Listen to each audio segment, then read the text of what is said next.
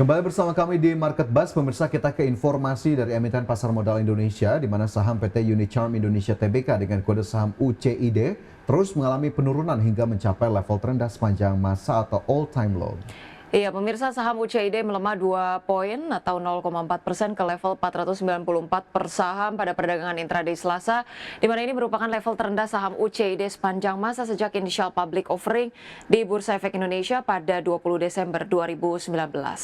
Saham UCID terus berada dalam tren melemah akhir-akhir ini. Sejak awal 2025, saham produsen popok bayi dan popok dewasa ini telah melemah 35% secara year to date. Saat IPO beberapa tahun lalu, saham UCID pertama kali diperdagangkan di level 1.500 per saham. Artinya harga saham emiten ini telah merosot 67,07% dari harga saat IPO.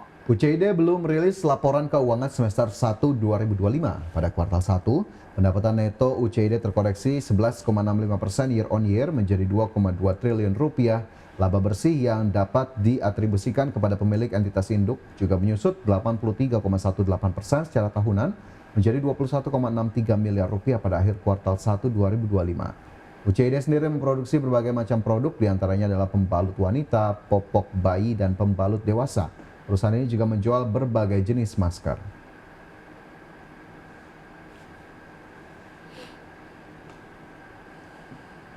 Kita ke emiten lainnya, pemirsa, di mana lonjakan pendapatan emiten dengan kode saham DOOH turut mendorong laba bruto melesat hingga 91,48% secara tahunan atau mencapai 26,84 miliar dari sebelumnya 14,02 miliar. Ya, sejalan dengan itu beban pokok pendapatan DOOH meningkat sekitar 1,57% secara tahunan menjadi 46,64 miliar selama periode Januari hingga Juni 2025. Lonjakan pendapatan ini turut mendorong laba bruto perusahaan melesat hingga 91,48% secara tahunan atau mencapai 26,84 miliar dari sebelumnya 14,02 miliar. Sejalan dengan hal ini, beban pokok pendapatan perusahaan meningkat sekitar 1,57% secara tahunan menjadi 46,64 miliar selama periode Januari hingga Juni 2025. Dari sisi operasional, perusahaan mampu mempertahankan pertumbuhan laba usaha sebesar 20,43%. Per Juni 2025, laba usaha perusahaan mencapai 8,32 miliar rupiah. Dari sisi bottom line, laba tahunan berjalan perusahaan juga melonjak 21,55% secara tahunan dari 5,46 miliar per Juni 2024 menjadi 6,63 miliar. Dari sisi neraca, perusahaan tercatat memiliki aset sebesar 306,72 miliar. Sementara total ekuitas dan liabilitas perusahaan masing-masing mencapai 219,7 miliar dan 80,48 miliar. Berbagai sumber IDX Channel.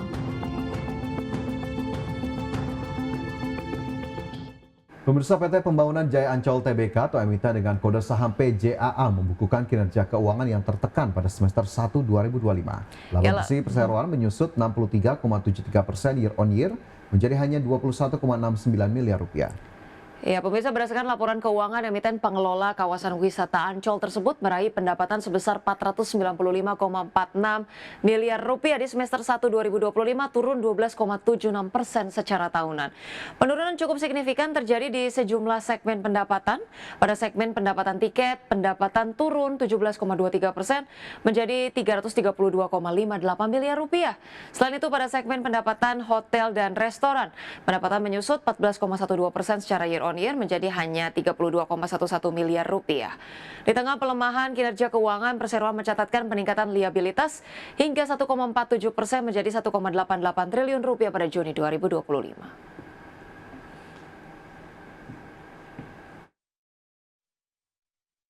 Pemirsa, perusahaan penyedia layanan mobilitas PT Adi Sarana Armada Tbk atau ASSA sukses menorehkan kinerja positif di semester pertama 2025.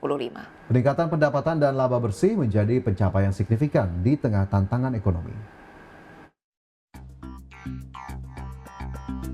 Pada semester 1 2025, PT Adi Sarana Armada Tbk atau ASSA mencatatkan pendapatan sebesar 2,84 triliun rupiah, tumbuh 20% dibandingkan periode yang sama tahun sebelumnya.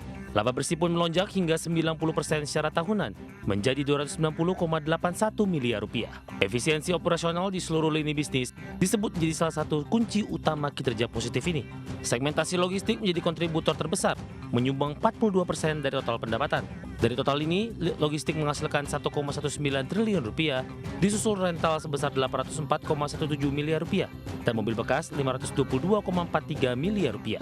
Bisnis rental sendiri akan diremaja dan diperkuat dengan armada baru, dengan capital expenditure yang dianggarkan antara 1,3 hingga 1,5 triliun rupiah. Pengembangan ekosistem mobil bekas di bawah ASLC juga terus dipercepat. Tahun ini 4 showroom Caroline.id ditargetkan beroperasi. 2 diantaranya sudah dibuka di Cibubur dan Bandung. Berbagai sumber ada Exchange. Pemirsa, Menteri Luar Negeri Sugiono menyampaikan pertemuan Perdana Menteri Malaysia Anwar Ibrahim dan Presiden Prabowo Subianto membahas sejumlah hal termasuk dengan kemitraan ekonomi komprehensif regional dan hubungan bilateral kedua negara. Ya, Menlu Sugiono menegaskan RCEP merupakan perjanjian perdagangan bebas terbesar di dunia yang melibatkan 15 negara di kawasan Asia Pasifik termasuk 10 negara anggota ASEAN dan 5 negara mitra dagang utama ASEAN, yakni Australia, China, Jepang, Korea Selatan, dan Selandia Baru. Untuk itu, pertemuan Presiden Prabowo dengan Perdana Menteri Anwar Ibrahim semakin memperkuat kerjasama bilateral, termasuk kesepakatan kerjasama mempermudah perdagangan lintas batas antara Indonesia dan Malaysia.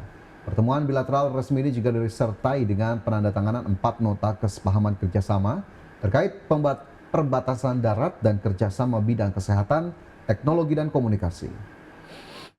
Tentu saja perkembangan hubungan bilateral antara kedua negara, kemudian isu-isu penting di kawasan dan isu-isu penting global. Jadi tadi juga kedua pemimpin berbicara mengenai kemajuan-kemajuan yang kita capai selama beberapa waktu ini, perundingan perbatasan, kemudian penurunan. Dan pemirsa, sebelum kita akhiri Market Buzz hari ini, kita cermati terlebih dahulu posisi dari indeks harga saham gabungan di 30 menit pertama perdagangan. Dan jika kita lihat, IHSG ini menguat 0,39%. Jika kita lihat di sini masih bergerak di kisaran 7.600-an, lebih tepatnya 7.645,29.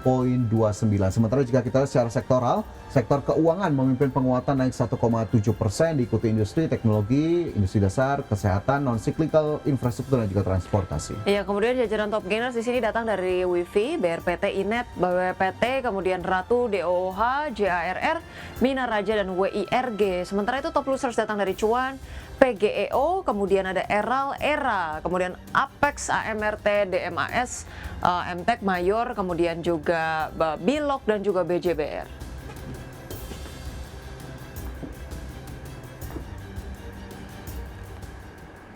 Baik pemirsa, 60 menit sudah kami menemani Anda dalam Market Buzz. Semoga pembahasan hari ini dapat menjadi referensi dan sumber informasi untuk Anda. Dan tetap perbaharui informasi Anda hanya di IDX Channel, your trustworthy and comprehensive investment reference. Jangan lupa saksikan IDX First Session Closing yang tayang pada pukul 12 waktu Indonesia Barat. Dan karena urusan masa depan harus terdepan, aku investor saham. Saya Fajar Wayon dan rekan saya Rosalin Cio. Pemirsa, kami pamit undur diri. Terima kasih dan sampai jumpa.